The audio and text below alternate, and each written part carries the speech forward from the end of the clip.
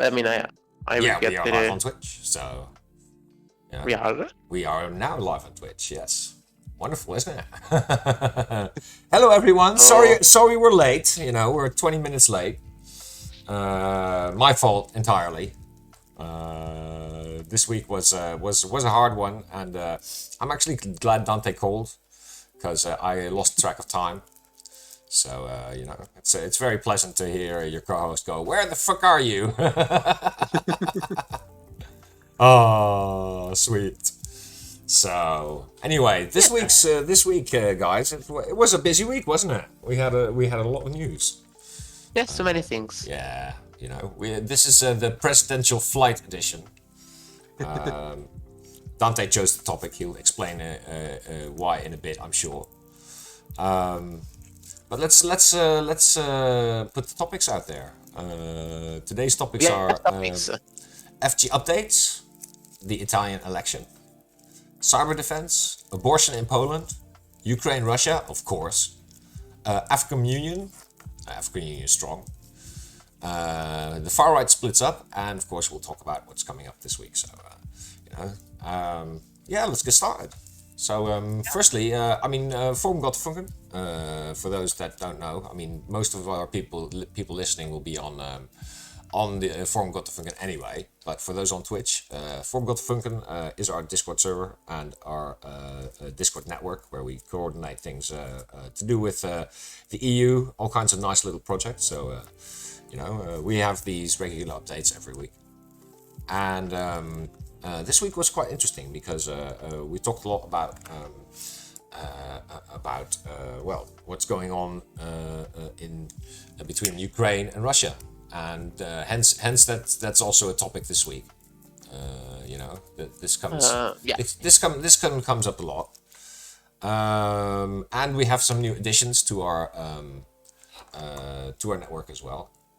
We try to coordinate as many people as we can who provide content for the for information about the EU. And you added a new one this week, didn't you? Yes. Yeah. We did.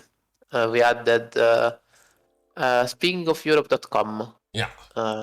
That's a website with articles about the EU, so you can get your news there as well. Yeah, their kind of spiel is Speaking of Europe is an independent news website focusing on European politics with a special interest in the European Parliament. We make the EU news less technical and more accessible for young people. With a group of young professionals and students from around Europe, we regularly bring you fresh articles and a monthly podcast. So listen in, guys, and have a look. If you feel the need to know more about the European Parliament, then go there, I'd say. We've been still working on the website. Eurobot is still Eurobot, and that's basically it, isn't it? Yeah. So with that said, let's get to the topics. Yeah, exactly, the real topics. With the Forum Gottefunken doesn't count, because it's not news. It's information. It's like the work stuff.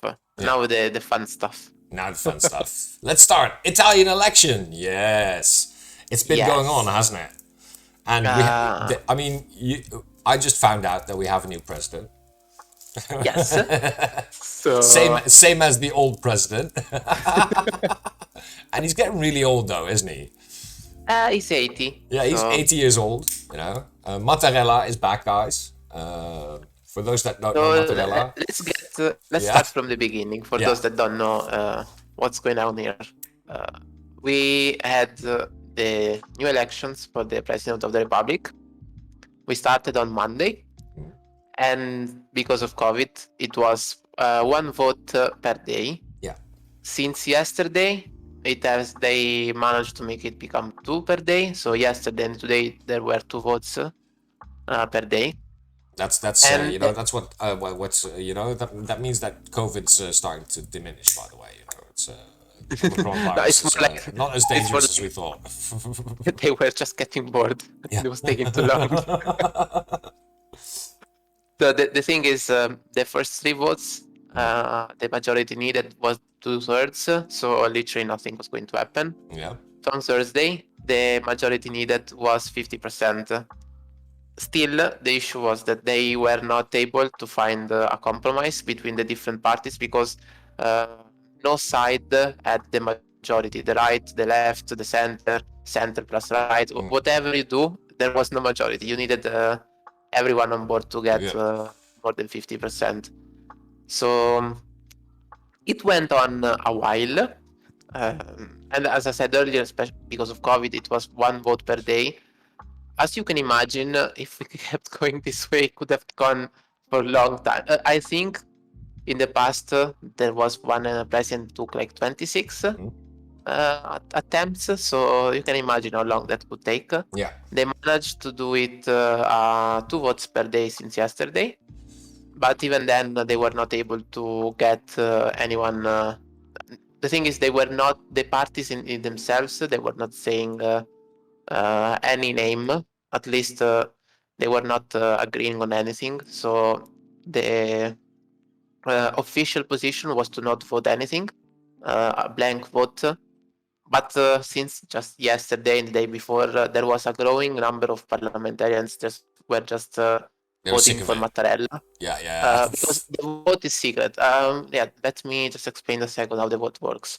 The idea is that it's member of parliaments and some people from regions, so it's like a big thing.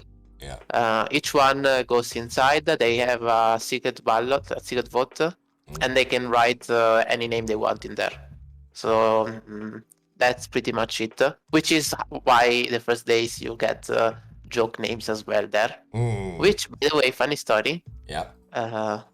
It might at the start seem something stupid they would do just to be silly, but actually they use those silly names as passwords. Because obviously, let's say you are part of, let's say PD, so the center-left party. Your party is saying we are not ready yet, or they say we want to vote for this guy. You might not agree, and you find other people that don't agree. So what you do, you write a different name that doesn't have anything to do with anything. And with doing that, using that name that doesn't mean anything as a password, you can test how many of you guys actually went through with that. So it's a whole thing. And for example, and this is all the stuff that you wouldn't even think about. But you need Italians to come up with stupid shit, so you need to come up with ways to deal with it. Like this time, when the speaker reads the ballots, he says what's written in there, and this time he was reading only the last name instead of everything that's written there. And you know why? This is because one time Berlusconi, obviously it was him. Yeah, of course. He was telling his coalition, so if you are from this party, you write Silvio Berlusconi. If you are from that party, you write Berlusconi Silvio. You write Berlusconi. So that way, he knows from each party if the votes are the ones he was expecting. It's like, it's that kind of shit that you wouldn't even imagine. It's like, it's a secret vote. Like, there were people checking how long people are in there to vote, because obviously if the party is saying that you should do a blank vote, you should go in and out really quickly. So people checking on that, it's like, it's great. I love this kind of stuff, you know. To me, this is pure politics, you know. And this is pure democracy in its best democracy in action, guys. You know. Yeah, to me, I mean, and in the end, you know, I mean, has it ever occurred like that? So that one of those test ballots was like more popular than the actual candidates. You know, I mean, the thing is, because I'm thinking that they might just elect someone that doesn't exist. You know. The thing is, there is no candidate per se. It's not like you need to be candidate. You go there, you say, I want to be, and then you are like on a list of people that you can write. You can write anything. Then obviously some people can say, look, I don't want to do it, so don't write my name. or they can say, okay, I'm going to do it. So if you want, you can write my name. But it's not like an official thing. If you can even say, I don't want to be there, people can still write your name. Yeah. And at the end of the day, you might say, no, I don't want to do it, but they can still elect you. Ah. So it's not like it doesn't really matter if you go. It's not like a presidential race, let's say in France, where you need like there are parties and there's the president. You vote only those that run. Yeah. You can write anything in there, obviously. Ah, very nice. Now I see Black Owl here, one of our longtime posters. Has posted a nice picture of Mattarella walking down from the Italian. Is that the Italian Parliament? I think so. Not the parliament, but it's one of the main squares in there. The main squares. Very nice picture, by the way. The thing is, Mattarella, the last president of the Republic, again. Yeah. So he didn't want to do it again. Oh, yeah. He's getting old. Yeah, exactly. He's 80 years old, man. I mean, at one point you just have to go, listen, guys, retirement age is here, I'm tired, I just want to go to my villa somewhere in the country.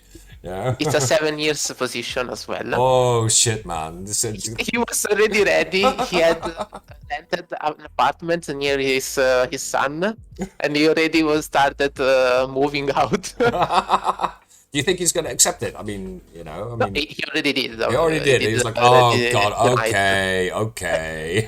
In his speech was something along the lines of. Even I had to go against my personal wishes, and I will do what's best for the country. Something along those lines. Yeah. So he accepted it, but he really didn't want to do it. And the amount of memes of people saying Mattarella, really angry or not wanting or trying to Google how to escape to Mexico or stuff like that. Yeah, Black Owl here mentions Napolitano was older. I just looked him up. He was 96, right? But he was older. Yeah. The thing is, oh my God, Italy, why, The thing is, after you are president of the republic, you become a senator for life. Oh, I see. So you get the money, and you don't really need to do anything at that point. You are set. Yeah. I mean, obviously you did something important, so that's how it works. Yeah. So he wanted to just, just retire on his permanent pension. go to his son and stuff, and he's older as well, so it's still in the age where he can do it. At 87, it's a bit harder to go around and stuff, Yeah, so but it's going to be okay, for those that are listening, because this is Italy, there's no chance that he's going to die at 87, right? No, obviously not. No, obviously not. He's going to have. He still has many years ahead of him, so we don't have to worry about him suddenly falling over. Because in Italy, the conditions are better than in the rest of Europe when it comes to that's especially the president of the republic. Exactly. Sure he gets nice medical care. I mean, I was saying more nice meals. Yeah, that too. Lots of olive oil, guys. That's the key. You can see it. Yeah, it is. So the thing is, it's really fun because obviously Mattarella did a great job this past 7 years. So for Italy, having him again, it's like a guarantee of someone that can do well the job. Yeah. But on the other hand, it's a signal that politics were not able to find a single guy. They were not able to agree on anyone. So they said, okay, just go with the same guy. And the thing is, as I was saying earlier, it's not like it's not even like the leaders really went there on their own. It's simply like from day by day they were not able to find anything. So independently, members just started to vote Mattarella day after day. Even before they were agreeing, he was getting 300 votes. I think it's just because it took so long. It really took way too long for most people. They were like, "Oh yeah, not another day of this." It's not necessarily that. Like I mean, this was the 8th vote. There have been longer ones. Like it was relatively. If you look at all the history, wasn't that long. I mean, to be fair, usually it's more than one vote per day, so that helps. Yeah. The thing is, it's not just that it was too long. Mm. It was too long without any progress any day. It was simply like every day it was. It was obvious that people were not getting anything anywhere. Yeah. And you are.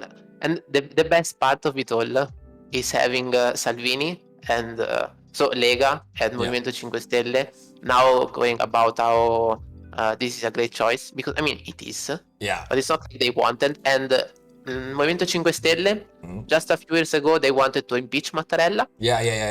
I remember that very well because he basically torpedoed their whole idea of leaving the euro, and exactly. And Lega, Salvini, when Mattarella was elected last time, he went on about how Mattarella was supposed to be a communist and stuff. So it's really great. And at the end, it was not my president. Yeah, looks like it is now. It is definitely now your president. Didn't Draghi want to become president? It's not necessary. Draghi didn't really want to become president. It was more like possibility. The parties were saying we could put Draghi in there, but the thing is, if you put Draghi as a president, which could have been done, then you wouldn't have Draghi the prime minister. You don't have a prime minister. If you don't have it. And since you have the president of the republic, that just means you are going to new elections. Exactly. Which is, it's not like the new elections are that far away, but still, I mean, it would be a bit of an issue. That would be a bit too Italian, let's say. So, I mean, the thing is, this decision is the most stability one. Yeah. But on the other hand, it's simply saying that. Parties right now are unable to literally anything. They're there just for show. Yeah, I guess. I mean, but because it's 2 or 3 reasons, they can basically. I mean, if it was just because Mattarella was the easiest choice, then it would have been something else, But now at least they can say, well, Mattarella, he can't, we can't have Draghi. We can't have Berlusconi, so why not the old one? The thing though is that since you can write any name, to be honest, the possible names are It could have been Dante, guys. It could have been Dante. It's you have to be at least 50, so no, you couldn't. Yeah. You were almost there. Close, Can't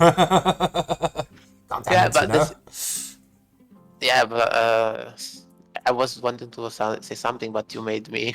That's what it was. Sorry, Yeah, it happens. It happens. So, but that's good news, I think a bit of stability for Italy is needed in these times. That's where I wanted to go. Stability, kinda.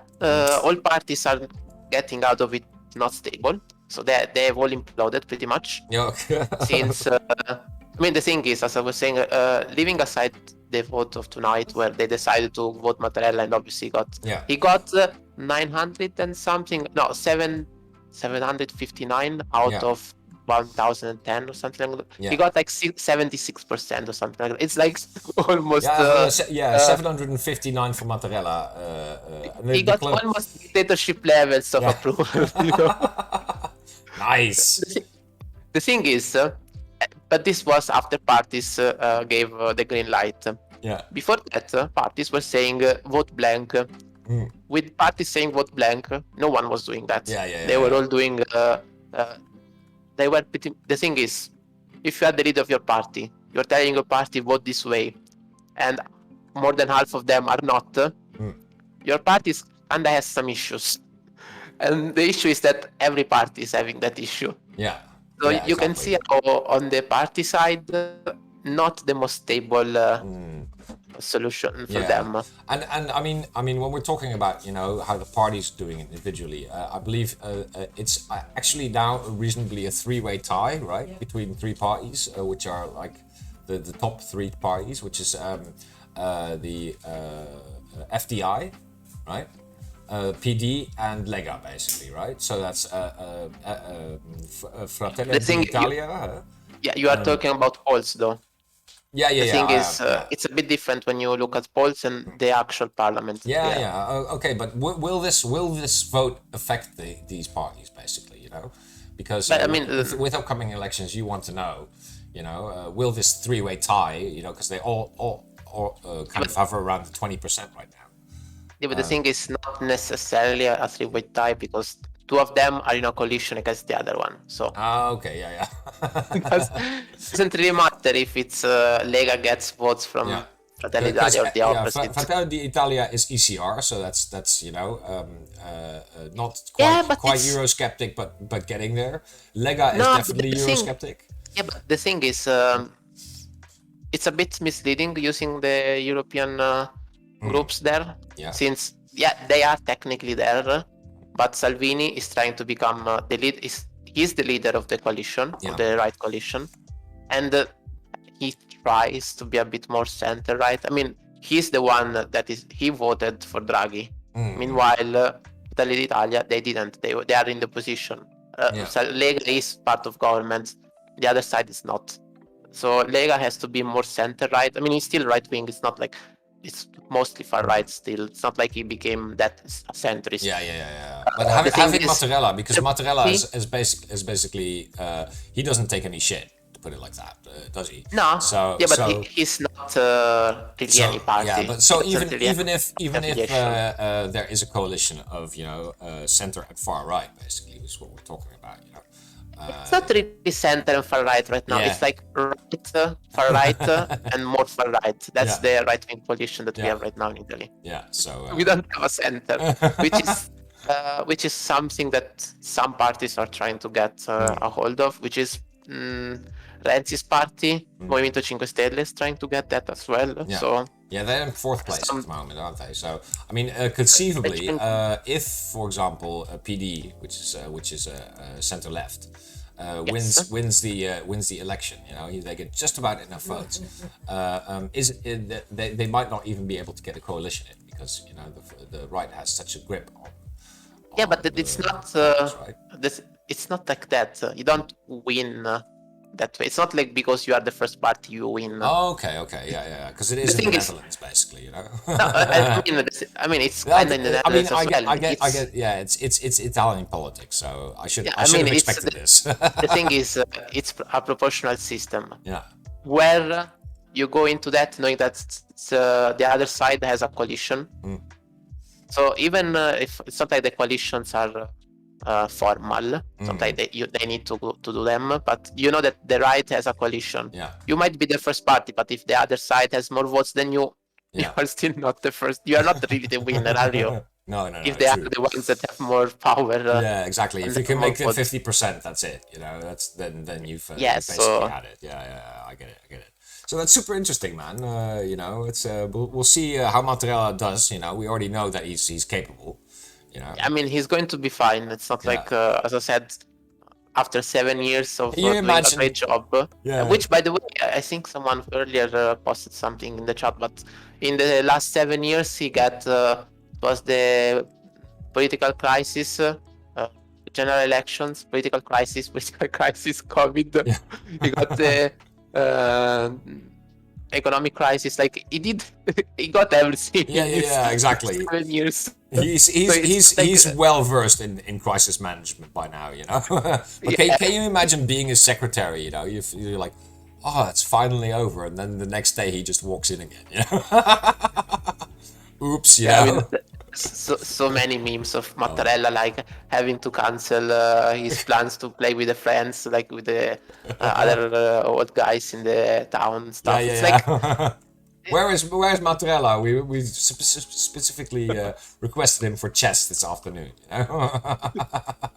Mattarella googling how do you quit from being president? Poor guy.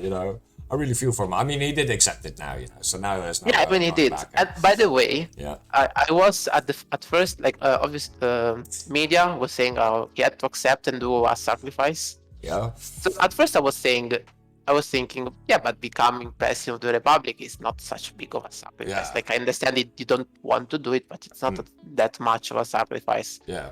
But then because I was thinking about myself, like if I wouldn't be a sacrifice for myself. Yeah. But then I figured he already did it. Yeah, 7 years. exactly. You know, He's 8 years old. He could just say no and have a great life, spend time with his kids and nephews, and like just have fun. Instead, he has to deal with this crap. this crap. And it's not like you're saying, okay, but at least he goes to politics where there are great parties in there, whatever. Yeah. It's like far right, another far right, then the left being stupid, and then the center doesn't even exist, and then there's Movimento 5 Stelle. One of the guys that elected you wanted to impeach you. Yeah, exactly. And you still do it because you know that your country needs you, so you still do it. Yeah, that's quite a sacrifice, to be honest. Yeah. Ah, what a guy, Anyway, let's go on to the next topic, because we all know Mattarella is of course now president, but there's been other happenings as well, and I'd like to just talk a little bit about cyber defense as a different topic. I think that's a good topic. Yes, because this week was all in the it was all in the news. Lots of hacks going on at the moment. Lots of social media presence of Russians basically invading the internet, but also counterattacks, and that was quite interesting. We heard, for example, this week that the Belarusian railway got hacked. They basically stopped all the trains, or at least made it difficult for all the Russian trains to come through to Belarus. And of course, I mean, the Belarusian opposition in exile is absolutely super happy with this. I mean, they're in exile all over Europe, in Lithuania, in Poland, you name it. The Belarusians that were against Lukashenko and managed to escape, they are of course super happy with this stuff. It's really nice to see. But also that because of what's going on, and we saw it on Reddit as well this week on r/Europe with a Y, by the way, the real r/Europe. That the tensions on the internet, quote unquote, are really rising. And in response, the EU has now come up with a cyber defense initiative, which they're going to try to launch. I mean, to me, it's. There were already plans about it. Yeah, right? there were already plans about it. Some stuff is already in there, I think. Yeah. Some stuff is already active, but so it's one of those things where the EU already has small steps, and now it's going. Yeah, we need more, but we already have something, so let's do it more and more. So. Yeah. Now this is quite interesting, because the EU is made out of all these little supervising authorities and little known directorates, and it gets quite complicated after a while. And this is I'll just read part of this article. This is an article from bleepingcomputer.com. I'll also put it in the chat. Let's see here. This European Systemic Risk Board, ESRB, proposed a new systemic cyber incident coordination framework that would allow EU-relevant authorities to coordinate better when responding to major cross-border cyber incidents impacting the Union's financial sector. And the three European supervisory authorities, the EBA, the EIOPA, and ESAs, these are all real kind of directorates and institutions that we have. I'd never even heard of these, I mean, that's how we protect them. Yeah, this is exactly. The EU is so bureaucratic that no one's going to be able to basically hack it anyway. But so I mean, there's a lot of stuff going on this stuff in this sector. And, that's interesting. To be fair, it's one of the aspects where kinda the EU is doing more than NATO. Yeah. because sure, when it comes to the army, the EU still has a lot to do, but at least it's getting the cyber stuff a bit more seriously. And to be honest, it's easier to say it's not an army, so you can do it easier. Even it's, to be honest, still defense. Yeah. But it's not an army, so it looks different. So it's something that the EU can focus on. Yeah, exactly. Meanwhile, NATO is doing a lot of, let's say, traditional defense stuff, army stuff. But when it comes to cyber defense, NATO right now is not doing much. No, exactly. That's not their task, really, anything at all. Yeah, exactly. NATO's task is more the national security and physical defense, and this is really working together with the member states, and to make sure that the institutions of the EU are safe. But the thing is, would you not say that in theory NATO should do it as well? I mean, the thing is, the EU is doing because it's to defend. It's literally cyber defense. It's literally to defend Europe from cyber attacks. If NATO is supposed to be an alliance to defend its members, you should be able to defend from everything. Yeah, exactly. Not just a missile. Then again, because this impacts our civilian infrastructure more than it does our military infrastructure, it's easier to keep it in the civilian sector, I think. I would say there is a matter of trust as well. Yeah, exactly. I mean, when it comes to you trust the US to not use an Abrams and blow up Rome. Yeah. Going to do that. But do you trust the US from not using your data or keeping there's the five, not doing more than they should and stuff like that? I mean, they already did in the past. They were was Merkel that was wiped up from the US? Yeah, definitely. Also, Denmark had a huge spying, actually 2 huge spying scandals last year. You can. It's a lot harder to trust on cyber defense, where there is more like spying stuff. It's more along those lines. Last year was already one of those years where it was super busy in cyber defense. You had the EMA hack, which stole Pfizer data from the European Medical Agency. The EBA was hacked as well, the European Banking Authority. HS. Other hospitals. I remember there was one in Italy, in Lazio. I think there were local attacks as well. It's been a really super busy year. I mean, if I remember correctly as well, last summer, Ireland's whole hospital system got held ransom by ransomware. Ireland as well, right? The thing is, especially when it comes to hospitals, when an hospital can't run, there's literally lives on the line. So I think it kind of changed the way we see cyber attacks. It went, I think, probably since the 2016 between Brexit and the US elections, where and the thing is, that's US. I mean, both the US and the British, obviously, they speak English, so it's kind of easier to interfere there with bots and misinformation and so on. But we have seen that happen in other places as well. It's just a bit more hard because, I mean, who wants to speak French, Yeah, so, and it's also about the major tech companies are also US companies, and that matters. For example, last July there was a big Microsoft Exchange hack. Now, Exchange, for those that don't know, is the email server that Microsoft brings out. And it turns out that China was involved, and because of course it's a Microsoft problem. That will fall into the domain of the United States, to deal with that. But the thing though is that we were used in the past to companies getting hacked.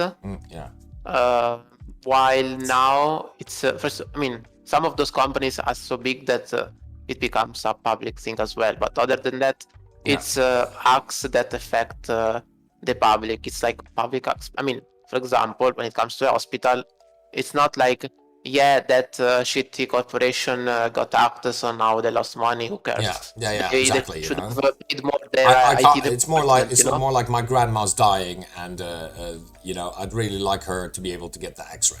You know, Yeah. there's a When difference there. Yeah. was it in the US where there was the talk about the gas pipeline or the pipeline for oil or something? So uh, the hack in itself, it didn't end up doing too much damage, but people were trying to get stock up on gas, if I remember right. So we are starting to see how uh, those kind of attacks can affect lives in more Yeah, exactly. strategic places like hospitals, energy grids, all that kind of stuff. Yeah. And cyber defense is getting more important in the public eye, I think. Black Owl just posted a nice bit here by what was sent by Jens Stoltenberg, the NATO chief. I don't know exactly know his title. NATO allies provide significant support to Ukraine both to bolster their cyber defenses, share information, and to share best practices. Per Secretary General Jens Stoltenberg. He also notes cyber attack on NATO allies can trigger Article 5. So, you know, I mean, until, of course, there's a major attack from one country, I don't think NATO will do anything, you know, whereas the EU can basically already take action, you know. The thing is that NATO not offensive, can say but that defensive, you know. That's the thing is NATO can say that a cyber attack can trigger Article 5, sure. Yeah. But it doesn't really have much when it comes to tools. Yeah. And as I said earlier, it's always going to be really hard to do something like this on an alliance level. When it becomes something so strategic, like are you really going to give away the way to control your hospitals? It's a really delicate matter. Yeah, exactly. And it's not the same as, okay, let's go with our tanks together, having a field trip in the Middle East. Now, It's I a bit don't know. different. I mean, when Article 5 is triggered, you know, the United States, of course, will use its significant power to you know, it's significant cyber offense and defense issues for the member states. So now, I don't really agree with you on that NATO couldn't do anything, but I think once Article 5 would be triggered, that would change the equation. Then it suddenly becomes an offensive action rather than a defensive action. You know what I mean? Well, the US is the country that was not able to defend itself from attacks when it came to its own elections. I know RMS is listening. Hello, RMS, by the way. He's our former mod, also from America, very American. So, you know, and respect to you. We are stealing your abbreviations. Of course we are. You know, yeah, so. obviously. You know. As I was saying earlier, if to attack, you need to install US software in your system. When you know that the US was spying on Merkel and other EU leaders, do you really trust them? At that point, sure, getting hacked from the Russians is not the best, but you don't want to prevent that by like you yourself get hacked by the US. It's like. And that's why I think it's really hard for NATO. Obviously, some stuff can be tried to do, and you can try something, but it's never going to be as effective as an EU solution. Where, I mean, we are not one nation yet, but it's a bit more closer than simply a military alliance. Yeah, exactly. So, I mean, that's defensive, but offensive, of course. Then it changes. You know, then the equation changes. So let's hope that Article 5 is not triggered for a cyber attack. You know, of course, you know. I mean, also something about cyber defense, by the way, is that the Russians are holding a nice little exercise off the coast of Ireland. I think in the coming weeks, right on top of the transatlantic cables for. Which lead from the United States to Europe. So, you know, very interesting times. I think NATO will be definitely keeping a very close eye with their submarines on what the Russians are doing to our cables. You know? Yeah, so, but You know? Yeah, but Ireland is neutral, so they don't care. I think. I'm pretty sure they're not, but yeah. Which, by the way, this is going to be a bit of an hot take. Yeah. I think you can't really be neutral when you're part of the EU. You are kinda saying that you are part of the EU, therefore not neutral. Yeah. It kinda defeats the point of calling yourself neutral, I think. Yeah. I mean, But this might be a bit of an outtake, you know? Yeah, maybe. I mean, yes and no. I kind of agree with you there on one hand, but on the other hand, I mean, the EU is. I always liken the EU to an onion because it's got many rings and it makes you cry, right? So you can opt out of certain things in the EU. For example, PESCO is something that Ireland doesn't want to partake in. You know, for example, many parties in Ireland don't want to partake in. It could be that they get out of PESCO, you know, or yes. you know, I mean, that's possible. You know, and there are things that you can like opt out of, but you are part of a group. Therefore, you're not really neutral. I mean, Switzerland, let's say they're neutral, kinda. I mean, to be honest, not even even they are kinda under our. And when it comes to Ireland, they are sanctioning Russia the same as the rest of the EU because with the EU they decided to sanction Russia. Yeah. Not really neutral, are they? No. Yeah. But I know it's a bit of a. And the same thing, the same thing can be said for Sweden, of course. You know, and for Austria as well. Like it's I think it comes again. You know how the old days. It's again that onion ring idea. You know how neutral can you be? You know that depends on which onion ring you're in. I mean, to be fair, it depends on what kind of neutral you want to call yourself. Yeah, as an addition, by the way, Ireland's sending its fleet to stop the Russians, which is basically just a few fishing boats. I believe they've got eight corvettes. That's basically their fleet. You know, and four of those are in port. So you know, it's don't worry. As far as I know, the EU has the best weapon when it comes to counteracting Russian subs or spy vessels. Yeah. We have Romanian boats full of ships. Last time that was enough to sink Russians vessels. So I think. Yeah, it was quite funny actually because a few weeks ago there was actually a collision between, I think it was a UK sub and a Russian sub, and the UK sub basically bonked the Russian sub on the head with the sonar, with the tailed sonar. So that was quite funny as well, you know. So we know these guys are keeping an eye on these cables. Thank God, you know. So, but I mean, we've seen it on Reddit as well, you know. I mean, as people probably know, I'm on a number of Reddit communities. And for example, on the bigger ones, we've really seen an influx of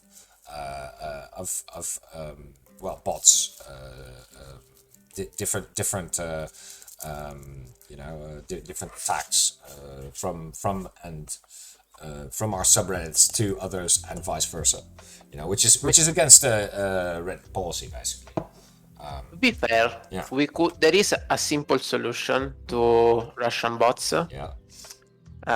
Just speak French. Not even the bots want to speak French, but on the other hand, you have to speak French. Yeah, so exactly. It's a painful solution. Painful solution for everyone involved, including the French, because they have to hear us try to speak French. You know. Everyone is going to have pain there. Yeah, exactly. So let's not go there. You know, that's like the nuclear option. You know.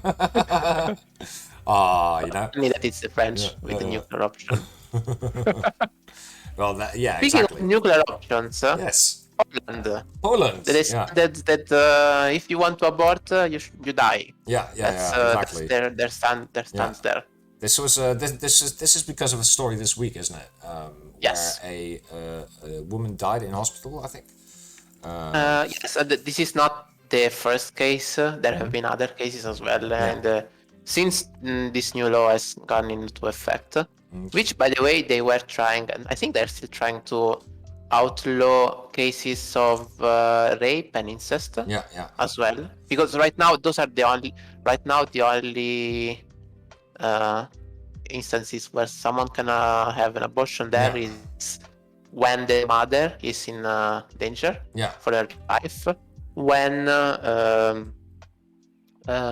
incest, and then there is sexual assault. Those are the only three and options. they're trying to get rid of those as well, aren't they? So I mean, they're trying to get rid of at least two of those. And the thing about the health, you have to, first of all, you have to understand that they are right now living in a state where if you are a doctor, it's a bit hard to know where is the line, because you could say I did it to save her life. The state would say no, you didn't have to, and you could lose your license. So it's a lot harder to do it, even if you could maybe technically do it. So it's not like you have there a lawyers, or you don't have there the prime minister every time saying, yeah, I think you can do it this time. And no, I don't think this time you can do it. So it's a bit hard on doctors to begin with. Yeah, so exactly. Sometimes they can do something even if the law technically allows it, but since you have that law in place, there's no way. There's no way, exactly. You know, I mean, the doctors have to. And then if you go to jail for doing this, you know, that's it basically. You know, you're not gonna risk and on the other hand, you have cases where there was this woman which she had two twins in her. She had two twins. One of them died, and the other one was still alive. So she had to keep the dead one inside for a few days. Oof. Then the other one died as well. So she had to keep that as well inside for a few days. And then after a while she died as well. The Polish hospitals are saying that it's not it's not because she had dead babies inside her. That's not the reason. So I mean, obviously, as you can imagine, everyone is a bit upset about it. And I mean, even obviously you have the people against abortion, against this abortions law getting upset. But as far as I understand, the other side is a bit upset because it's a bit too much. Like having to live with a dead baby inside. I mean, this is as far as I know, this is also against a European law, basically. So I mean, I expect there to be at least a court case to reach the. The thing is, this went on for more than a week. That's something. It's not even those, you know, it's one night, an emergency situation. You don't know how to do. This went on for a while, like all these steps. So that's super horrible, you know. Yeah, exactly. This is something that we as Europeans, I don't think should stand for. I mean, there are people, of course, who might disagree. But let's be honest, you know, when lives are involved, you know, this kind of thing should not be able to happen, really. So, you know, I mean, there was another case I was reading. A woman was having in the screening. There was confirmation that the baby would have had deformation on the skull, which means as soon as it would have died as soon after, just a bit later. And she was having mental health issues because, I mean, you kind of have to go through with something like that knowing how it's going to end.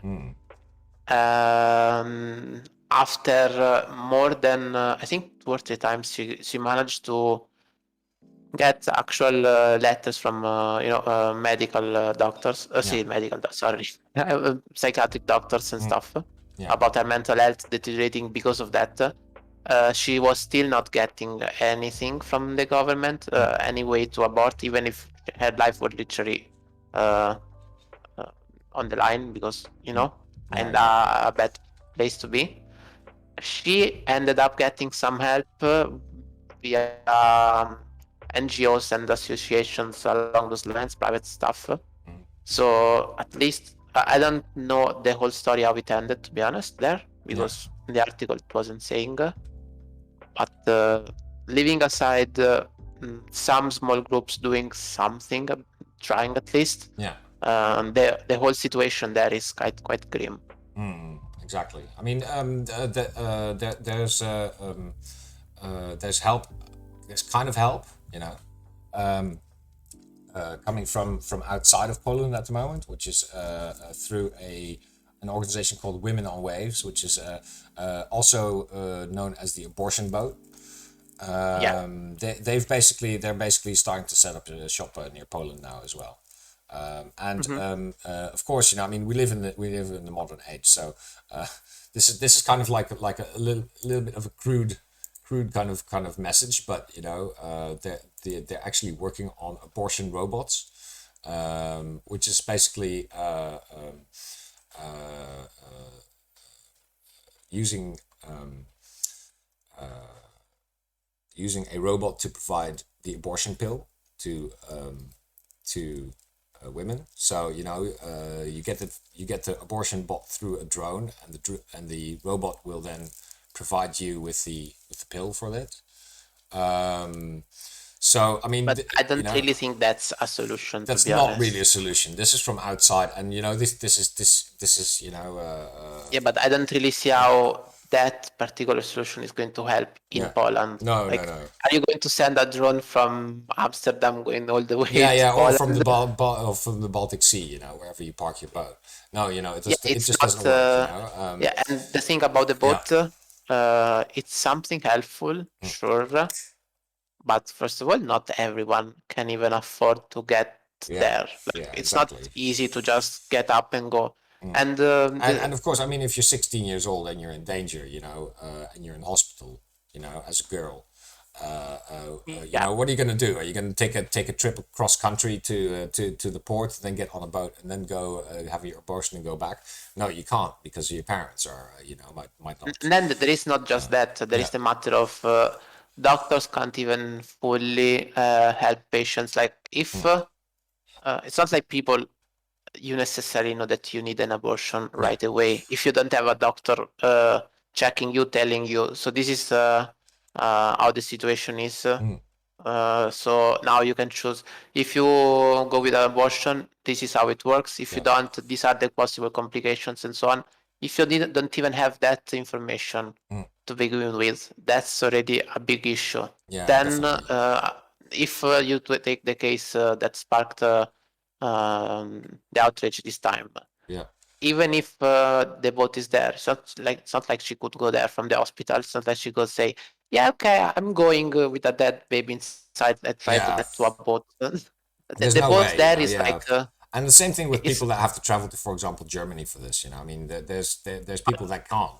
It's this, and that's those really the problem. Like I think a good analysis would be like, it's like calling the ambulance. That can save some people sometimes, but it's not an hospital, Yeah, exactly. I think it's a bit similar. It's like there are some solution for some people, emergency solutions, like the boat. If you are on the border with Germany, you can go at the other side of the border, and so on. If you are wealthy enough to go in other countries, but it's not like the solution. And it can't be that since there are those emergency solutions there, then you can't just say, okay, you can just go to Germany, so we don't care. Yeah, exactly. We don't have to fight or whatever. And I mean, I'm looking at the polls in Poland right now, and the PIS party, the party that's now in charge, still is very much high up in the polls. And I mean, the elections are coming up there next year. To be honest, maybe this is wishful thinking, but it looks like this topic might backfire on them, because I think if they went just against abortion, they would have gotten the votes from the right that they wanted. But going so far with it might give the opposite. It'll also be pressure from outside, that will determine. Yeah, obviously lots from of people outside, in Poland, Poland's diaspora in the EU. So they're gonna vote with their conscience, of course, and the more people kind of are outraged by something like this in the countries where they work. Yes, but I don't think that matters. I don't think people outside of the EU were going to vote. Outside of Poland, but no, they do. Conservatives. I don't think if you are outside of Poland, I mean, the people that are going to vote against the abortion laws are the ones that were already voting the other parties. So it's not like the thing is you need to get votes away from them, which this might do. Because I don't think, I mean, at least I hope Like, I understand there are some Polish people that are white in their ways. When I say in their ways, I mean medieval ways. Yeah. But I would hope it's not all of them. Yeah. And Yeah, some of exactly. them might say, God says that you don't abort, but Yeah. she kind of died with two babies. Yeah, exactly. Inside of her, not the greatest thing. Maybe we don't Maybe want reality will overtake ideology, basically. That's what this. we're Yeah, hoping for. yeah, maybe. Because this is a sad You never topic, to know. be honest. I mean, this impacts a lot of people. Yeah, and as I said earlier, it's not like it's a Polish issue, but it's a European issue as well. We already know that Malta is one of the other places where abortion is pretty much almost impossible. Yeah. So it's not like abortions in the EU are even that much of a given. Yeah. And this kind of backsliding in Poland kind of needs the EU to. I mean, when I say the EU, I mean the actual institutions of the EU, so Parliament, the Commission, the Council, to push back. Yeah, it's I mean, the situation is just sad to me. Yeah. That in this millennium, this is still possible, really, in the EU is something. Justin here asks, do abortions even exist? Did they even exist when the Bible was written? Yes. Yes. I mean, this has been an issue. I mean, they used to just beat people with sticks, I mean, there have been a lots of ways from, as you said, literally physical violence. Yeah. To try to induce abortion, or maybe herbs drinking and some weird stuff that might probably kill you. Yeah. But sometimes might kill just the baby and keep you as a vegetable. Exactly. It wasn't like the abortions that we have now, but ways to lose kids were there. Yeah, exactly. So I mean probably the mother as well. Yeah. But that those were the times. Yeah, this is something that Fetchin here mentioned. Abortion laws under socialism were actually way more progressive than they are today, and that's true. I mean, in the USSR, abortion was normalized basically, and I think that this might also be a kind of a reaction by the older generations to anything that was USSR is bad, and of course that this weighs into their orthodox church ways as well. The Orthodox Church is very much against abortion, and it's what we see is because the Orthodox Church was banned, you got this massive kind of movement towards the Orthodox Church, especially with John Paul II, was Polish. But in Poland, it's the Catholic Church. Yeah. Sorry. Yeah. In theory, not Orthodox Catholic. Sorry. Yeah. I mean, they're supposed to be Catholics. They don't really do what the Pope says. So I mean, let me just for those that are listening, I'm an expert in nothing, so me too. So yeah. Well, no. We know about IT, right? We know about cyber, right? Cyber is a kind of our thing. So I mean, we pretend to know. Yeah, exactly. But that's everyone in IT pretends to know. So exactly. But one thing that the Pope always says, like he does say that a lot. Like he's pro-immigration. He likes migrants. Did you know that? I don't think Poles did hear more. No. Message. I think they have like selective hearing. So that might be the Polish issue. They might need to have some hearing aid. Exactly. That might be how you fix Poland. Yeah. Give them hearing aids and you fix it. Just write it down for them in big posters, Yeah. That might work as well. Yeah. And also, you know what? Yeah. This kind it links to the next topic, which is what's happening with Ukraine and Russia. Exactly. And the Poles are kind of. The thing is, obviously, if their enemy is Russia, kind of need Poland. Yeah, exactly. Useful. I've seen so many memes this week. I mean, I've been following this quite closely. But the thing is, Poland is kind of using this Russian thing to not have to deal with all its own shit. That the the judiciary stuff. I mean, they are kind of still going on. It's not like they ended or whatever. I mean, but I mean, Poland doesn't border Russia, but one of the Russia's most steadfast supporters is of course Lukashenko in Belarus. Lukashenko did say if war breaks out, if someone goes to war with Russia, he's going to be on the Russian side. Right there. Exactly. Starts, And so, considering the troop movements at the moment, I mean, I don't know if technically it's border Russia, though. Yeah, that's right. The Russian troops are now stationed in Belarus, and they're holding exercises there as well. So I mean, next to be surrounding Ukraine on all sides, they're right on our border again. And Poland is not happy with this, and I must say the rest of the EU is also not happy with this. Latvia, for example, has Germany. Germany. Oh yeah, well, Germany. Well, to be fair, in last episode, last week we were a bit hard on Germany. Still kind of, I don't think we were completely wrong in being hard on Germany. But I do understand the wanting to not get to war. Like, I understand that part. Yeah, I know Germany is sending 5,000 elements. The Ukrainians were saying, "Are you going to send the pillows next?" Yeah, but let's be honest, they're also sending medical. They're doing something. And they are doing something. They just want to do more of the diplomacy than anything. The big thing they did though is that they did say that Nord Stream 2 is attached to this. If war breaks, Nord Stream 2 goes out of the window. Which, by the way, for those that don't know, the project is completed.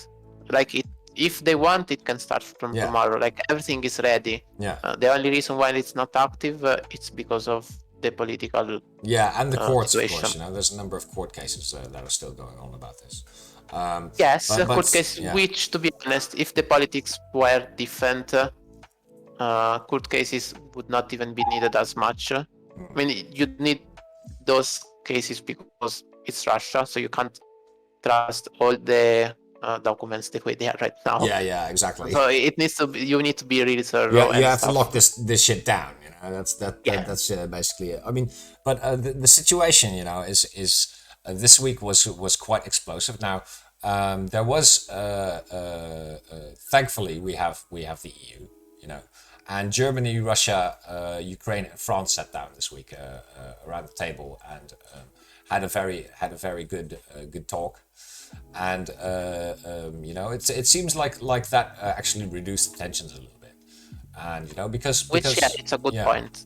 As I said earlier, we might have been a bit too tough on Germany. Yeah, definitely. But this week they did bring some results. Yeah. And I think I speak for everyone here. I hope no one wants the war to actually happen. Yeah. And I have seen a bit on media, especially on the American side. They're it almost looks like they want war. Yeah. Which is a bit...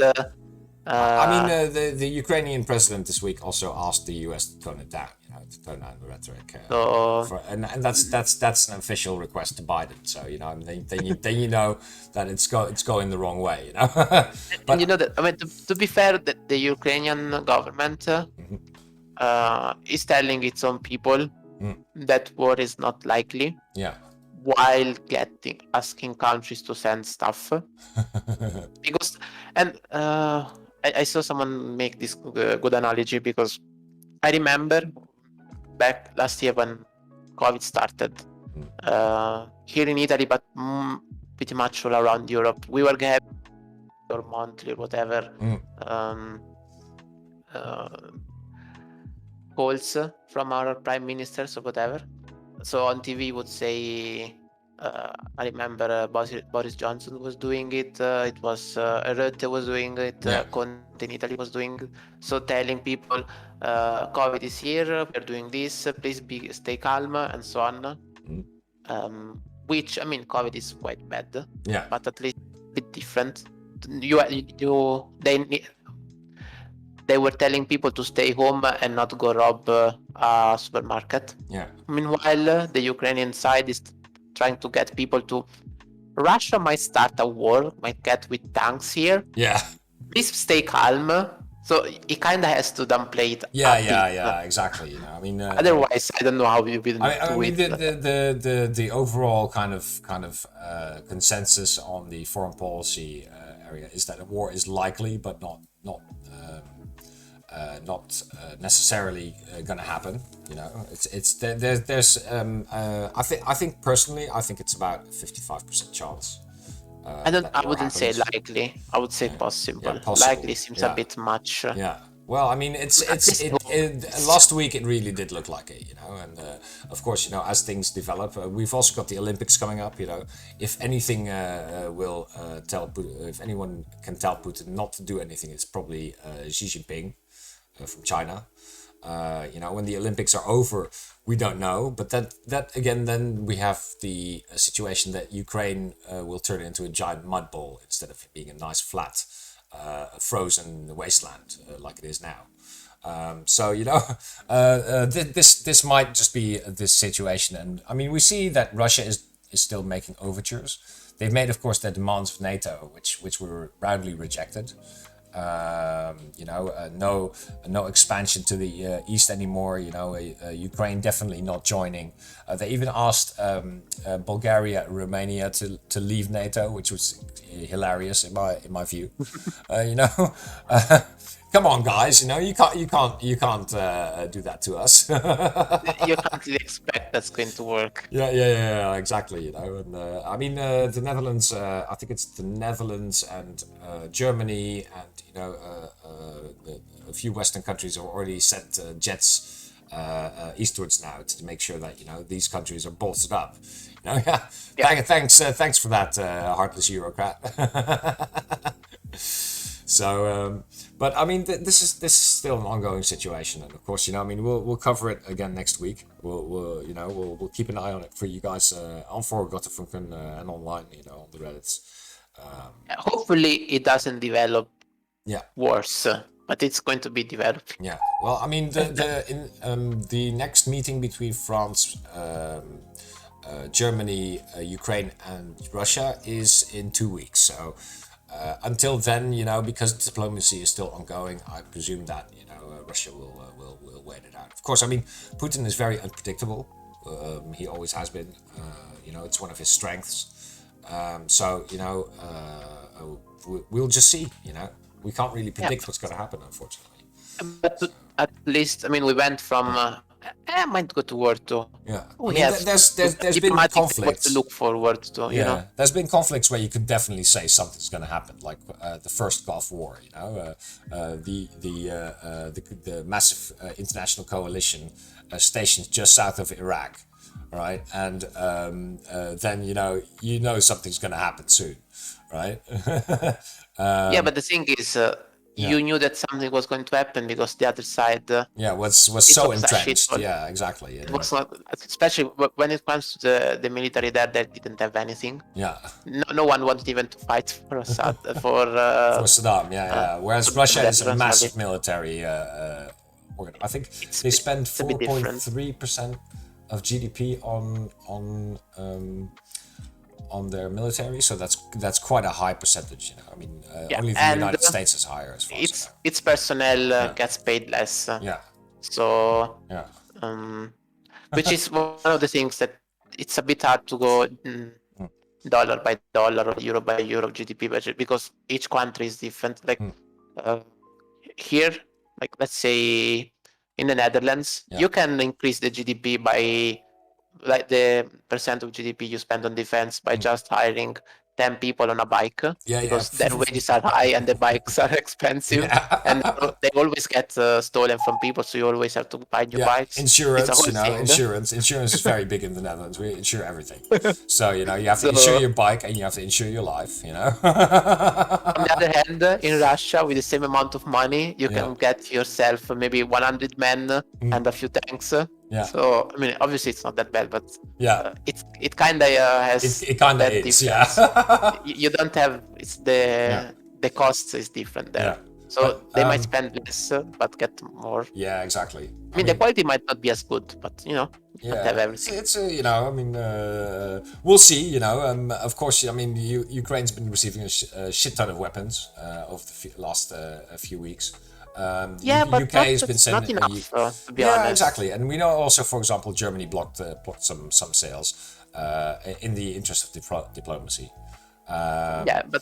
But they're getting some stuff like javelins and manpads. Javelins are the anti-tank, the new, well, not newest, but they're very effective anti-tank weapons, and manpads are anti-air. The mobile rocket launchers, basically, that you can carry on your shoulder and just shoot down jets under 3,000 meters, I believe. So I mean, if Russia does decide to invade, it's going to be a big problem for them as they but as long as you don't send actual troops. Exactly.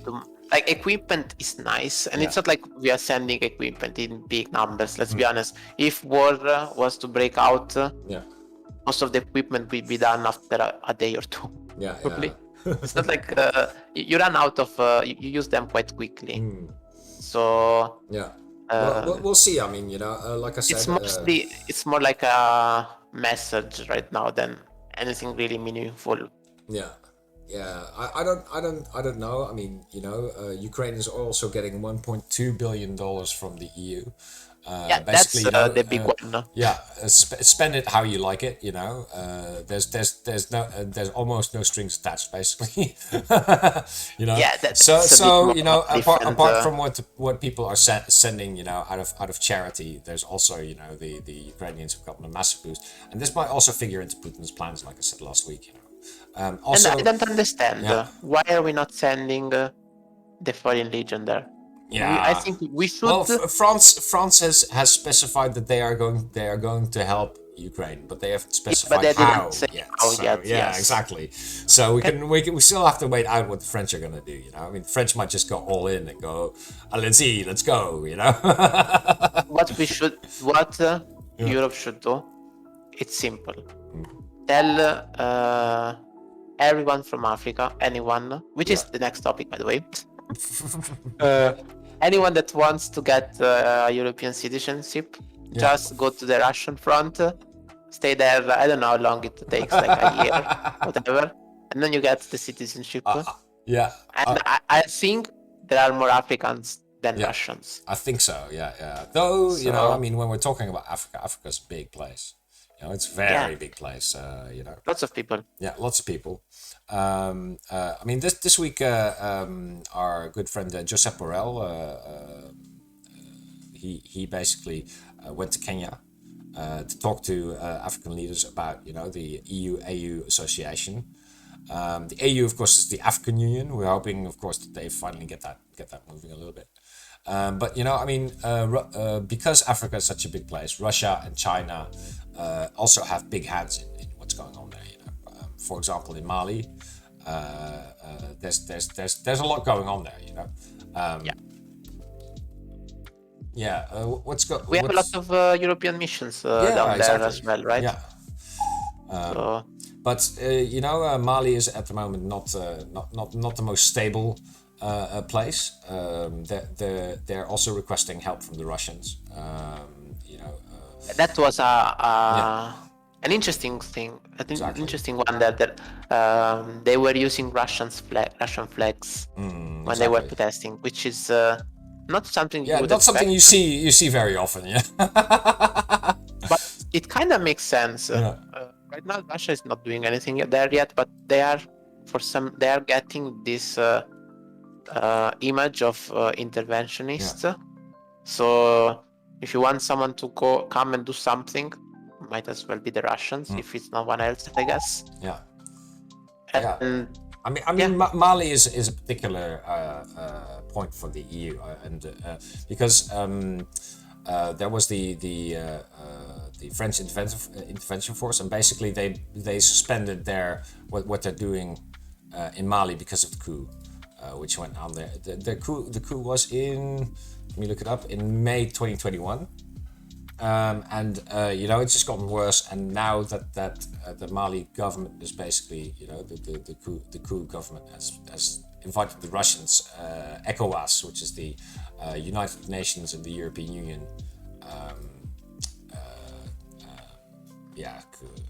action group, as it were. They basically they said we're not doing this anymore. We're suspending operations. So which is interesting there, and this is one of the issues of the African Union. Since we are talking about it, the African Union in itself would be great, and it's already a thing. It's not like it doesn't exist. Obviously, it's far from being the way the EU is, but the idea is to get something like that in Africa. The issue is that Africa is huge, and it's quite diverse. We like to say that we are united in diversity, but we are kind of all the same. At least most of us have a liberal democracy. Kind of helps. Africa, some part of Africa don't even have states. Literally, like Libya is not even a state right now. Or Somalia, for example. Somalia, exactly. Some part of Africa have Boko Haram and others, so it's not even fully part of the state. So it's a bit we're talking hard about vast Africa. areas. I mean, the EU fits about 4 or 5 times into Africa, I think. Yeah, it's kind of big. It's kind of big, and and it's not well connected either. At least not everywhere. Which is why it's usually more about usually some countries like close to the other. And it's also about resources. I mean, let's be honest, right? Because it's such a big place and it's so fragmented. It's very easy for the big powers, for example, the United States, Europe, China, Russia, to carve out their own kind of areas of influence. But even from the inside, there are some states that are big and have the resources to. As Europe did in the past, like your RMS. Yes, we know.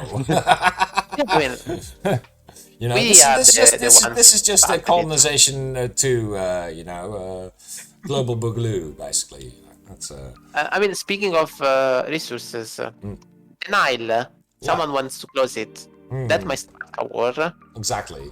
It's we have issues in the EU. They have a lot of issues, but they are taking steps to. I mean, it's a bit hard to have too much faith, to be honest, on one side, because it's kind of a desperate situation. On the other hand, some steps are done, are going. So, and I think they want to have an African Union citizenship. It's more like I think it's mostly about being able to go from one country to the other easily. And some countries are quite close together, close ties, but it's more in the EU we have let's say the Benelux, which are closely integrated, and there are the Nordics. So those small groups. Africa does have something like that as well in some parts. Exactly. On some level. And let's not forget the big fish in the pond is of course South Africa. The most developed nation in Africa. Yeah, but it's and Kenya, of course. And this is why Joseph Borrell went to Kenya this week. Kenya and South Africa are the ones that are happy. So. There are some countries there that are growing really, really rapidly. So they might not be super rich yet, but it's coming, guys. Exactly, The growth is really high. It's the growth that China used to have, or India in the past. I mean, China and India still are growing quite a lot, but they had even higher growth in the past. So it's that kind of super boom. Yeah, exactly. I mean, it's Africa. I mean, RMS jokes here that superpower by 2150. Or maybe he's not joking. I can never tell with you, RMS. The thing is, Africa is not going to be a superpower. No. It's not going to be united. I mean, you have two, three kinds of Muslims in there. You have two, three kinds of Christians. Then you have the tribal the situation. tribal Yeah, stuff. that's You going to be don't really even hard to unify. even if some nations are not united in themselves, like they're divided on ethnicity lines or whatever. So it's really going to be hard for Africa to be all united because it's a really big place. But some parts of Africa, like Kenya and its neighbors, maybe, or like there are going to be some centers of power, which are and they're going to be superpowers. Maybe it's going to be hard to do that. But and to be honest, maybe even that, because if you look at the population, quite high. If they keep going, the economy if might anyone's be if anyone's going to be a superpower, I think it will be South Africa again. South Africa is a huge country. It's also the only country that has actually gotten rid of its nuclear deterrent. So I mean that says a lot about their state of development as well. And that Kenya is still having a lot of trouble with their democracy, but it's a quote unquote reasonably stable state in Africa. And then when you look at the north, of course you got Egypt, and then but Egypt is quite. The thing is, those in the south, there are some parts of Africa where it's a bit easier, like Kenya, and there. For something like Egypt, it's really going to be hard because the Sahara, it makes Africa pretty much two continents. Exactly. If you want, and there are other parts, South Africa, it's like it's one big continent, but the reality is that it's more like five regions. Exactly. If you depending on how you look at it, and like Egypt, if they really want, it's almost like part of Europe at most. They don't really interact much with the south, with Africa there. It's mostly the Mediterranean part. So unless they become Greek again, I guess, it's going to be a bit hard for them to become a superpower, I think. That's true. We'll see. This is going to be a long-term thing. Probably by the time that I'm 80, it'll just about be that they're starting to talk again. But it's from our side, I mean, we would like Africa to be strong, and the more they grow, the more we have trade partners. And hopefully they grow into liberal democracies. So so we more can allies, actually become more and more connected to Africa. I mean, this is a good point. Good point to spend money on. Really, I mean, many people think that Africa is basically an endless wasteland of badness. But that's not the case at all. For Europe, it's probably the biggest opportunity. And there's been bilateral things going on as well. For example, with Morocco, between Spain and Morocco, there's a new deal coming in. And Morocco is also a very well-developed African nation. As far as but the Mediterranean thing that helps. Exactly. By the way, it was very very heartening to see how Morocco dealt with COVID. Basically, they just locked the whole country. I mean, literally locked the whole country. No one in or out for like a year. So it's a different world, but it's still a developed country. They took the Australian method. Exactly. Or the Greek method as well. Oh my God, man, they had a massive lockdown as well. So, but I mean, if they grow.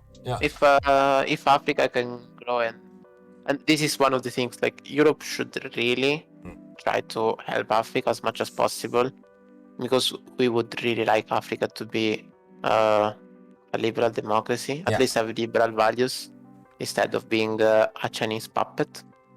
And I mean, obviously, it's going to have its own views. It's not like it's always going to have the same perspective that Europe is going to have. We want to have a partner. It's not like we want to have a subject there. But it would, if you look at the world when it comes to Europe, the US is kind of far, and we already have that partner there when it comes to the North America. Asia, not much we can do there, and it's kind of hard. Yeah. So Africa kind of strategical. Yeah, exactly. We're right next door. You know, it's hard to kind of not deal with your neighbors, as it were. You know, I mean, we do have a big barrier between us, which is the Mediterranean, but that's about it. You know, as we know, you can get across the Mediterranean. You know, that's it's quite easy. Yeah, we've seen that many people have done that. So you know, it can be done in reverse. You know. Yeah. I mean, maybe with better boats, but yeah, exactly. You know, actual boats more than better. But that's something that we'll watch definitely in the coming time. What happens in Africa doesn't always stay in Africa, so you know. It's gonna be... You know who else doesn't? No, you can't make this segue. No, you can't make this segue. Yeah. Last topic is. Wait.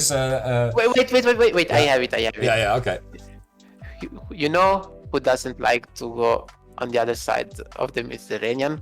The far right. Yes. Yes. Okay, that was a good one. All right, we've got our segue, guys. I try always. Yeah. Very I good. try to do the segues. It's not easy. Yeah. This week, back to Europe, of course. This week, the far right in AFD in Europe lost its leader. And it looks like Le Pen is also on the verge of splitting up. So you know, it's an interesting time. You know, for people that like democracy. Yeah, when it comes to the Le Pen, it's more of an internal strife to power, I would say. Yeah. So when it comes to Germany, the thing is, I don't know enough about it, but when I saw the news, its leader, he stepped down. Yeah. He said he was seeing some authoritarian, totalitarian tendencies. Overtones. Yeah, that was the words he used. You know. He was really shocked. It took him a while, I think. To me as well, you know, it was like, why? You know, I mean, this is what you're about here. He said this is from the political article. Moiten said that the state of the party was not healthy and that its position was very far to the right. You think so? You know? Yeah, I think. Yeah. I think other people already saw that. Yeah, exactly. I mean, he was, to be fair, he was like the more central part. Of the party, but when you are so far right, the center of that so far right is still far right. Yeah. And even he went, you know what? Might be a bit much, guys. Oh my God, man! I mean, can you imagine? You know, I mean, he said, I clearly see totalitarian overtones there. He also criticized the AfD's stance on the coronavirus, saying it reminded him of a cult. Really? Yeah. You know? Yeah. Although, to be honest, the next thing is the one, like, until now, it's like funny, but doesn't really kill the AfD. I mean, the AfD is mostly centered in the east of Germany, the southeast of Germany. That's where they're... Yeah, this is the next step that he was going about. The thing is, I think what he's trying to say there is, other than the obvious memes, the party is going too far right to become anything but a regional party on Eastern Germany. Obviously, he wanted the party to become a national party, like part of government or whatever, you know? Yeah, exactly. And he needs, at least in his opinion, those tendencies, the cult, the authoritarian tendency, the way they did with COVID, all those stuff are going to hinder if this grows into a bigger national party instead of being only relegated to be a regional party in those regions where it thrives. True. So the thing is, this is the guy which was the leader of that party, and he stepped down, so it's not going to have nice words. But I would say it's an interesting take. Hopefully, he's right. Yeah, exactly. Yeah. We'll see. I mean, this of course damaged the AfD quite a bit because to have someone this prominent step down, it's quite a thing. And of Yeah, course, but this the will, thing is, because this is I the don't far know. right, right? It will I don't trigger. think it's going to hurt it that much. I mean, they just need to find a new leader. Yeah, but that's the And problem, I think, because how do you find a new leader in a far right party? It's full on all out war, yeah, So, but the more people war, they the less politics is being talked and the less people are interested, really. I I think. mean, the thing is, it depends a lot, I guess. But for example, and I don't know enough about that particular part because when it comes to the far right, Yeah. there are, let's say, far right parties and far right movements. Let's put it that way. There are like the far right movements, which are new parties, which are people on the far right trying to make a party but are not really a party, and then there are like the far right parties that have been there forever, Yeah. that are actual parties with all the systems in place of a party. Like for example, when it comes to Lega, sure, it's far right, but it's as much of a party as you can get. They have all the systems, institutions, the way to deal with what happens if Salvini next does this, who is the next one. They have a lot of leaders, like one is the leader of that region, and then there is the other leader there. So they have all of those stuff. It's like a real party, Exactly. So even if Salvini right now is the leader, and if he steps down tomorrow, obviously it's not going to be easy, but they can find a solution. But if we're talking, for example, about France, this is the interesting thing to me, to switch space to that part. The thing is, in France, it's going to be harder because there are more than one party, and they are splintering up. In Germany, still the AfD, there aren't other parties. Yeah, I don't think people voting AfD are not going to vote for it anymore because it has totalitarian tendencies. Exactly. I don't think like, oh my god, really? I'm not going to vote them anymore. Yeah, whereas in France it's split, and I mean the thing is that Le Pen, because she was a strong a strong leader, managed to capture a lot of people from the center right as well, and we've now got a kind of like a new person in upcoming power, Pécresse, who is the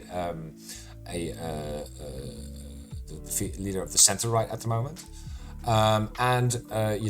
With Le Pen basically, having all these troubles in her party, it's possible that Pécresse and Macron will face off in the second round, because the French elections are coming up. But the thing is, if Le Pen and the other guy, whatever the name is, I don't know. Zemmour, no, I mean the far right one. Oh yeah, well yeah, which one? There are so many. If they all decided to just do one party, at least one leader to all go towards to, they might even win it. Yeah. I mean, Le Pen plus Zemmour would be 30%, which is more than Macron's 24%, of course. But they're not. Yeah, but they're not. So but if Pécresse and Macron face off, then it's going to be a real center versus center right election. But then, then we don't know who's going to win, because Macron in the second round is polled at 54%, and Pécresse is polled at 46%. So that's very, very close. And center right policies are not that far off what Macron does. That's the thing. As long as it's a European East and stuff, who cares? It's the French. I mean, to me, I like Macron. Macron has been a good friend to the EU, and he's got good ideas. Depends. Particularly of things like the European armies, where I kind of support him. But to be fair, he has been there. Nothing has been done, so maybe a new guy can help. Never know. Or a new girl in this case. So or a new girl. Nice, a female president of France. That would be a good thing, and not Le Pen. I mean. So this is the time again, of year when the far right reaches its peak and starts splintering. It happens every year. Like how the far right goes all the way on the other side and becomes left again. And that's the thing the left likes to do, which is splinter. I really like how far right they went. They went to the other side. Yeah, I mean this is stuff. Yeah, exactly. I mean this kind of reminds me of the horseshoe theory, or in some cases there's also the heart theory, and there's also the I'm trying to find the image right now. If you are a dev, Yeah. you could call it the Stack Overflow theory. Yeah, exactly. But or the double fishhook, which is actually just the giant penis theory. You know, so I mean, they're all great theories. Great, yeah. Exactly, yeah.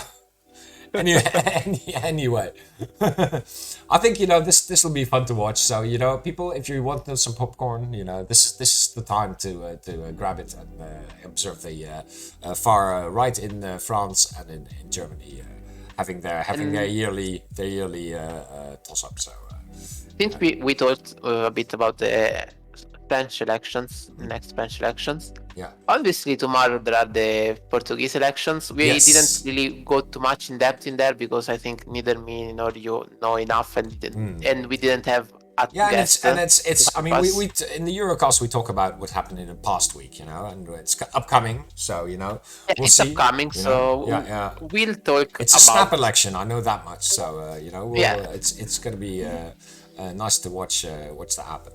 Hopefully next week we can have someone who can guide us through the results. Yeah, exactly. Other than that, if you vote there, vote someone who likes the EU, please. Yeah, please. Other than that, you know best. Yeah, exactly. We'll come back to that next week, guys. But I think that's it for tonight. We still haven't, of course, what's coming up. So we already mentioned the Portuguese election. There's also going to be another Meet EU event, which is going to be super interesting. It's let's see here. There's going to be an interview with Francisco Guerreiro, an MEP from Portugal, and they're going to be talking about universal basic income. One thing I did forget to mention is, of course, this was also MEP assistant's birthday. Basically, the birthday of his channel was last week. And congratulations to him, of course. We hope that his anniversary was nice. So we hope that the coming year will be just as profitable, or if not more profitable for him. So and he will be doing a number of interviews this week as well, which I will put in the promoted content channel on Forum God Forgotten. So check it out this week.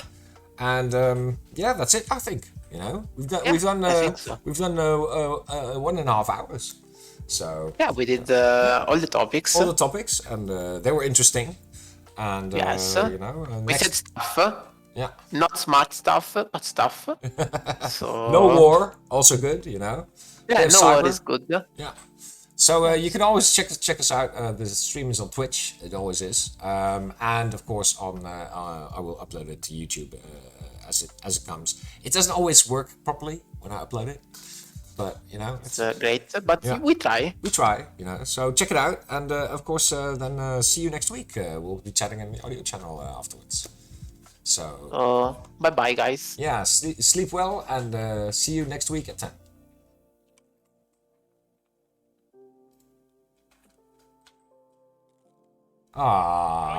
Hey, Armes! Yay! Pyrus! Yay! Let's stay civilized! Yay! Hey, nice guys. It was a nice episode. Thanks for waking me, Dante. Guys, hear me? Yeah. We can hear you. You're here. Sorry, I missed basically all of the podcast. Don't worry, you can still watch. Don't worry. I joined just in time for apparently the political dick theory. Yeah. Oh, I see RMS is completely off topic, but I just have the urge to share this. Yeah. I learned that apparently Einstein was a socialist. I heard that years ago. Yeah. He wrote an article in the Socialist Journal in 1949 in favor advocating of why a whole lot of horrible shit in the world is being caused by capitalism, and why we need a planned economy. Given his role in society, as well as the way that he seems to advocate for a planned economy, I wonder if he would have been a fan of technocracy as a concept. technocracy? Well, his You mean, conclusion in that article is literally a planned economy which maintains a strong democracy to protect the rights of individuals. So the Netherlands, basically. Yeah, okay. No, I think Italy. No, we don't have a planned economy, okay? He said technocracy. Yeah. I'm pretty sure that's Italy. Yeah, okay, that's true. I'm Italy is pretty pretty sure. good at being a technocracy. So It's literally a technocracy. It's literally the guy running the country is the former ECB. Both guys don't have a party. Both the in Prime those Minister and days, the like, President of the everybody Republic. Hey, Oh. there's a big difference between having experts in charge and actually being a technocratic system of government. Yeah, but what if Because when not? it comes to a technocracy, you're talking about ordering when every individual within the society should work from the top. That is a specific implementation. Yeah, but that not happens the because of ideological Corona. basis. So you know, because of COVID, it's basically If isn't you that look the at case? if you look at Monti's government, yeah. Parliament was elected. Government, none of them were elected. Yeah. They were approved by Parliament, but none It's of them called indirect were. democracy. That still counts as democracy. Yes, but Representative the people democracy. doing government stuff were technocrats. So it was a technocracy, a democratic technocracy. So Yeah. there you go. Hey, I'm gonna If get you want myself, I'm how gonna it- get how myself it a cup of looks coffee like, quickly. look I'm at watching RMS, by the way. I'm watching RMS. Anyway, Einstein was a Although I'm gonna socialist. So yeah, swap, that's I'm interesting. gonna swap which server I'm on here for a bit. So in Oh, that shit. case, As long as Italians don't become